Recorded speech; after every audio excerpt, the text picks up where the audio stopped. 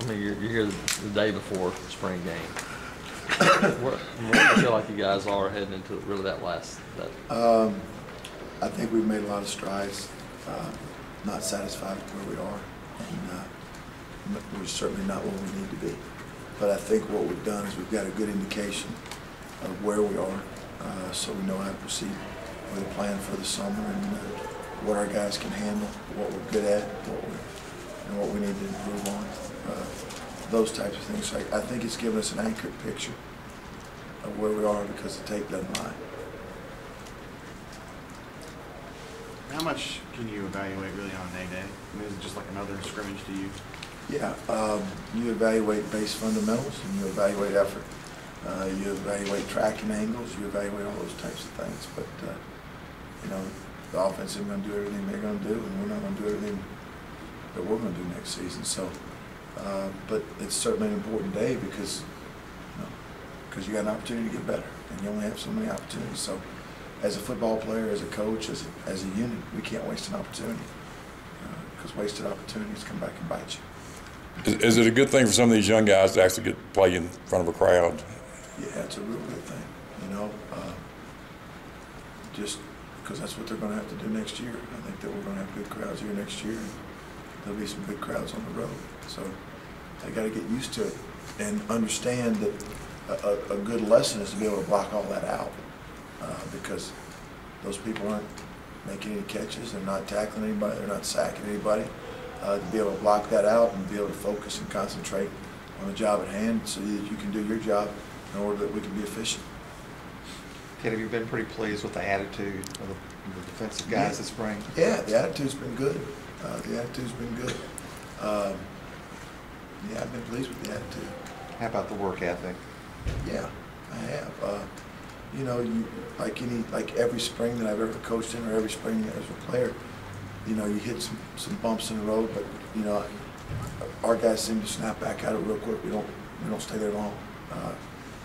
So it's very evident when it happens, and as a coach, you've got to get them back on track, and it's their job to get back on track. So, you know, I think every guy that's ever coached or played spring football, there've been some dips that you got to work through.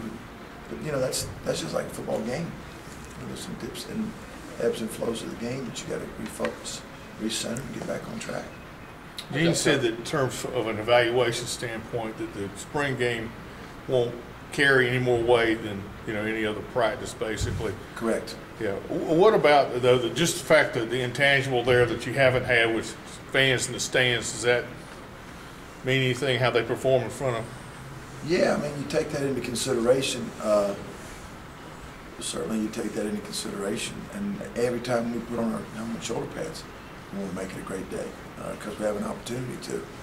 And at the same time, like I said earlier, kind of to be able to block all that out or use it as a positive to be able to, because when they got family members here and friends, and our guys got a lot of pride, and you always want to perform well.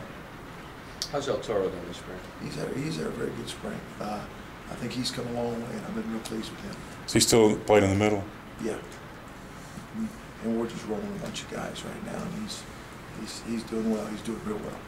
How tough is that on guys that kind of move around and play some different spots, and because you're looking for the right combinations? Does that make it a little tougher on guys in the spring? Well, you wish you didn't have to, but you do what you have to do, and we have to do that right now. But yeah, you'd like to leave a guy in the same spot and from here to whenever, and but that's just not where we are. That's not a luxury we have right now. So it's our job as coaches to figure out the best 11. You talked about having the dips in spring. You never had those when you played Georgia Tech. See, you don't listen. That's your problem. I said everybody that's ever coached or everybody that's ever played has experienced dips. Yeah. So what does that mean? I'm included in everybody. So, okay. Yes, to answer your question, yes. Right. You got to start listening better. All right. How valuable is it for a guy like Jonathan Rose to a freshman to get this the experience of coming in early and getting these 15 practices? It's huge, it's really huge because all the mistakes and the things that he's learned this spring and the good things that he's done, he'll already have experienced it. So he'll be ahead of the freshmen from that standpoint next year, because understanding how we practice, the expectation level, the effort that's required, and also the things that you have to do off the field to learn the game. Some of these guys and these signees who aren't here yet, you're going to need them this fall. You can stop smiling. You're going to need them this fall. Are you able to give them any direction right now? Like what you need, what you should be working on, what I'm going to expect? Yeah, we're in constant contact with them just to kind of help develop them, and so they understand the expectation level, because during the transition from high school to college, it's a major shock to almost everybody. But you want to prepare them by letting them know and explaining it to them what's going to happen. And at the same time, sometimes words don't do it justice. All right.